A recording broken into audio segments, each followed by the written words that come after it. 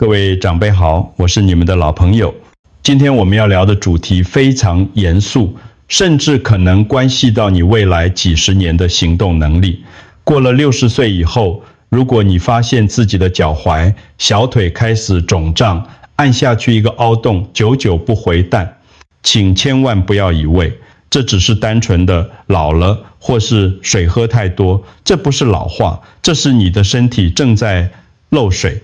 想象一下，我们的血管就像是城市里的柏油马路，而血液就是上面的车流。当血管这条路开始出现裂缝，水分就会像雨水渗入地基一样，渗透到组织里，造成交通瘫痪。这就是脚肿的真相。在开始之前，我要给你一个最严格的警告，如果你没有听，到最后接下来你做的每一个吃得很健康的选择，都可能正在让脚肿变得更严重。这不是开玩笑，脚肿会导致走路不稳，一旦跌倒骨折，紧接着就是卧床和失去生活自理能力。我们今天就是要阻止这种悲剧发生。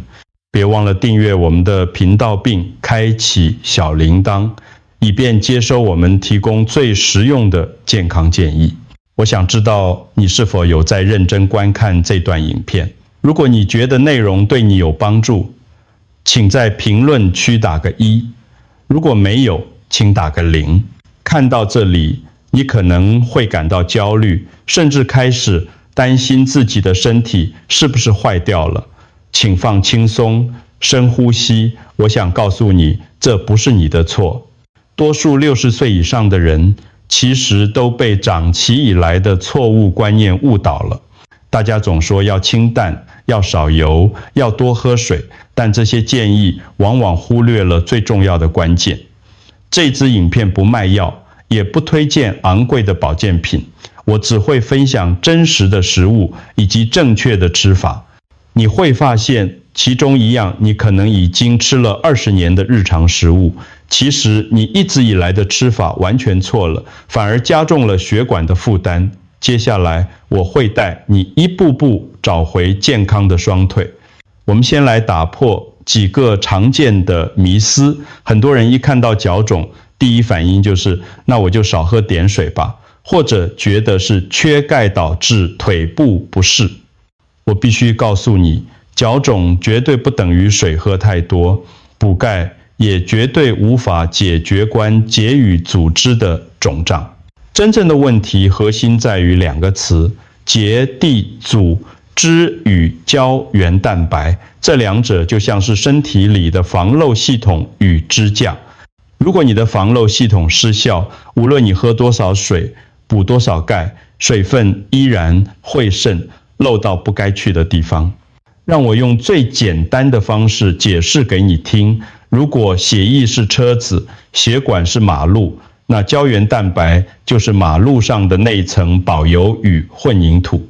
当我们年纪大了，身体制造胶原蛋白的速度变慢，就像马路年久失修，路面开始龟裂片薄，这时候水分就会从微小的裂缝中漏出来，堆积在你的脚踝，这就是肿胀。同时血管壁片弱，血液循环变得迟缓。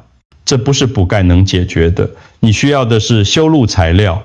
我第一次真正深刻理解这件事的重要性，是因为我诊间里的一位病人，他的故事或许也是你的故事。我们常以为只要避开油脂、避开盐分就是健康，却忽略了血管壁其实是由蛋白质与胶原蛋白构成的建筑物。如果你只给身体青菜、水果，而没有给它修补墙壁的砖块，那这座建筑物迟早会漏水。这就是为什么许多长辈越吃越清淡，双腿却越肿越严重的原因。接下来我要透过一个真实的案例，带你看看症肿情况如何发生，又该如何逆转。这位病人叫林秀娟，今年67岁，住在台中。第一次见到她时，她是愁眉不展地走进诊间。他告诉我，现在每天早上起床，脚就已经肿了1圈，原本最喜欢的那双皮鞋根本穿不进去。秀娟姐平时非常注重养生，每天都去市场买菜散步，但现在她走不到5分钟，就得坐在路边椅子上休息，因为脚重得像灌了铅一样。她问我医师，我水也喝够了，盐也吃得很少，为什么越来越严重？我是不是肾脏坏了？我检查了她的各项指标后告诉她，秀娟姐，不是肾脏，也不是心脏的问题，而是你吃对了，但吃错方向了。你吃了很多蔬果，却漏掉了修复血管最重要的建筑材料。秀娟姐听完很惊讶，她自己年胃了，怕三高，不敢吃肉，不敢碰油脂，早餐只吃麦片和生菜沙拉。虽然体重减轻了，但她的血管却因为缺乏营养而变得越来越脆，越来越容易渗漏。我告诉她，这不是要她开始大鱼大肉，而是要换一种精准补给的吃法。我们不需要增加药物，只需要改变3样饮食内容。身体有很强的修复能力，只要你给它对的材料，马路就能修好。很多人跟秀娟姐一样，过度恐惧脂肪和胆固醇，结果却让身体长期处于饥饿状态，尤其是负责支撑水分的胶原组织。当我调整了她的菜单，增加了一些被她视为禁忌的食物后，奇迹发生了。不到2周，她的脚踝线条重新显现，那种沉重感也消失了。现在就让我把这份清单也分享给你。第1样超级食物是高胶原蛋白骨头汤，无论是猪大、骨骸，是鸡骨头都可以。请记住，这对60岁后的你来说，不只是碗汤，它是血管修补剂。第2样则是全蛋，特别是里面的蛋黄。我知道很多人害怕胆固醇，但对于正在脚肿的你来说，蛋黄里的卵磷脂和优质蛋白质是支撑血管壁韧性的关键。不要再只吃蛋白了，那是在浪费最好的天然良药。骨头汤建议在晚餐时喝1碗，最好是自己熬煮，加入1点醋，可以帮助矿物质释放。至于鸡蛋，1天1到2颗是完全没问题的。为什么我不建议你直接去买胶原蛋白粉或营养补充剂？因为真实食物里的微量元素是协同运作的，这是药定无法取代的自然力量。请相信我，你的身体不是坏掉了，它只是缺材料而已。当你开始摄取这些食物，你是在给予身体工具，让它重新启动修复机制。看着双腿慢慢恢复原状的感觉，会让你重新找回对生活的掌控感。很多人担心喝大骨汤会太油，其实你可以将汤冷却后剥开上层浮油，剩下的精华就是最纯粹的营养。我们追求的是修复，不是负担。当你每天喝下1碗温热的骨头汤，想象那些营养正在像水泥工一样帮你填补血管里的细微裂缝，这种感觉是非常踏实的。除了地基，我们还需要让血液动起来。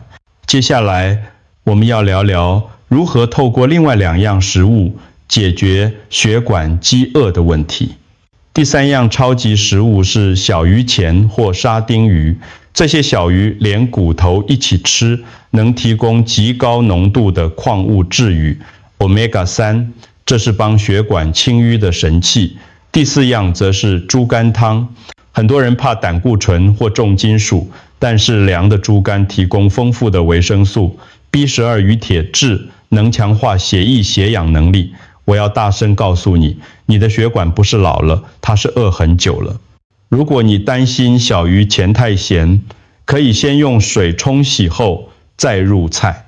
猪肝汤1周喝1次就足够，不需要天天吃。对于害怕内脏味道的人，加入姜丝与少许米酒，不仅去腥，还能暖身，促进循环。我知道社会上有很多声音告诉你这个不能吃，那个要少吃，但身为一名看过无数病人的老医生，我更在乎的是你是否有足够的营养去支撑你的血管。只要适量、正确的搭配蔬菜，这些食物就是你最好的护身符。当血管摄取到了足够的维生素和微量元素，它就恢复弹性，像是有活力的橡皮筋一样，能轻松地将血液推回心脏，而不是让它滞留在脚底。请不要把猪肝想得太可怕，它在以前物资缺乏的年代是最好的补品。现在我们只要懂得控制量，它依然是修补血液系统的良方。除了强化结构和循环，我们还面临一个问题：如何让水分乖乖待在血管里而不乱跑？这就关系到我们接下来要介绍的锁水神器。第5样食物是明胶或是吉利丁，这听起来像甜点材料，但它其实是纯度极高的胶原蛋白来源。第6样是木瓜，木瓜中的木瓜酵素能帮助蛋白质分解，确保你吃进去的肉类能真正转化成修复血管的原料。这个里有一个震撼的事实：消除脚肿的重点不是喝多少水，而是要把水留在正确的地方，而不是让它流进组织间隙。你可以将无糖的吉利丁粉加入温水中饮用，或者做成简单的水果冻。木瓜建议在饭后食用，效果最好。但要提醒大家，如果你有严重的消化道溃疡，木瓜要适量。我们追求的是长期的改善，不是速成。当你开始感觉到脚踝的皮肤不再绷得难受，那代表水分子正乖乖回到血管里，这就是身体给你的正面回馈。很多人常问我，为什么一定要吃木瓜？因为60岁之后，我们的胃酸分泌减少，吸收能力大不如前。如果你吃了一堆好料却无法消化，那只是浪费。木瓜就像是搬运工的领头羊，确保每一份营养都能送到工地，也就是你的血管壁。当水分不再渗透到皮肤下方，那肿亮晃晃的肿胀感就会消失。接下来我们要介绍清单中的最后2样食物，它们将负责关闭水肿的总开关。第7样是白豆或扁豆，这类豆类含有丰富的钾离子。第8样则是无盐开心果。钾离子就是把多余水分赶出细胞间隙，推回代谢系统的关键钥匙。如果你只是一味的排尿却不补钾，你的脚肿永远不会好。很多人最常犯的错误就是隐性钠摄取过多，譬如蘸酱、卤汁，这会让身体紧紧抓着水分不放。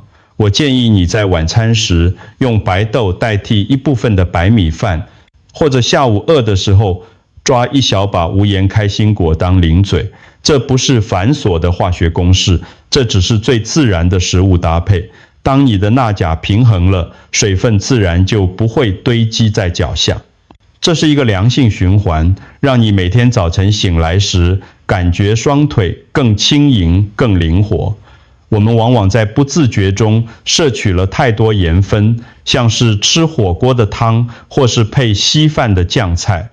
这些盐分就像磁铁一样，把水牢牢吸在组织里，而钾离子就像是反向磁铁，能平衡这种压力。开心果不仅好吃，它还能提供健康的油脂，帮助保护神经。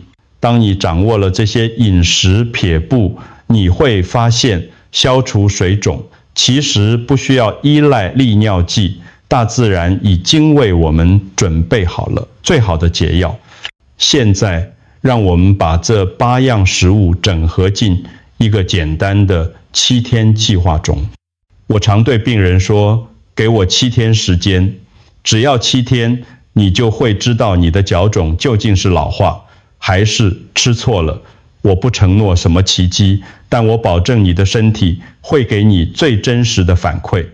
这7天的清单很简单：早晨1颗全蛋，配上半颗木瓜。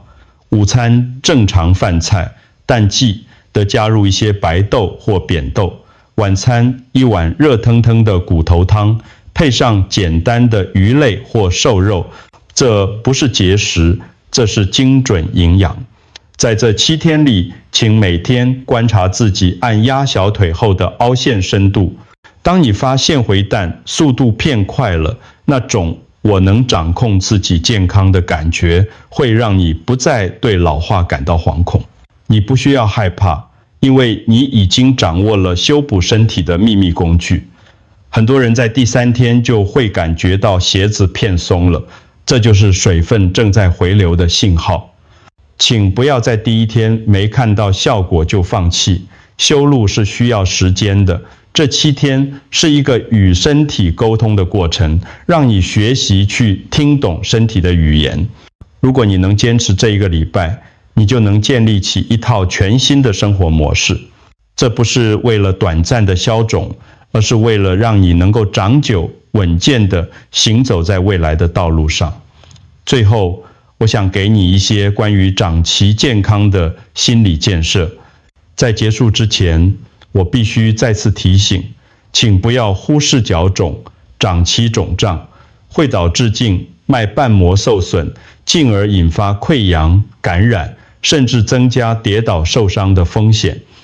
这关乎到你未来10年的生活品质，关乎到你是否能继续自由地行走、看世界。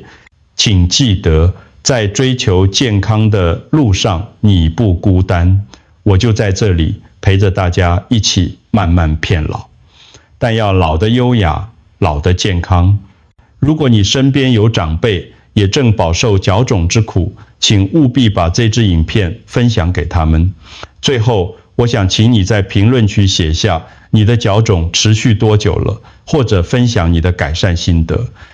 我会认真阅读每一条留言。生活中的小小改变，累积起来就是巨大的健康财富。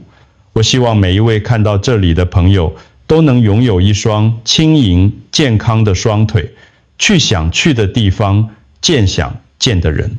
我们不需要被年龄束缚，只要给予身体正确的营养与关怀，它一定会以活力回报你。今天的分享就到这里，谢谢大家的观看。如果你还没打数字，别忘了在下面留言，告诉我你的状况，让我们一起互相鼓励支持。我是你的健康伙伴，祝大家双腿有力，平安顺心。我们下次再见。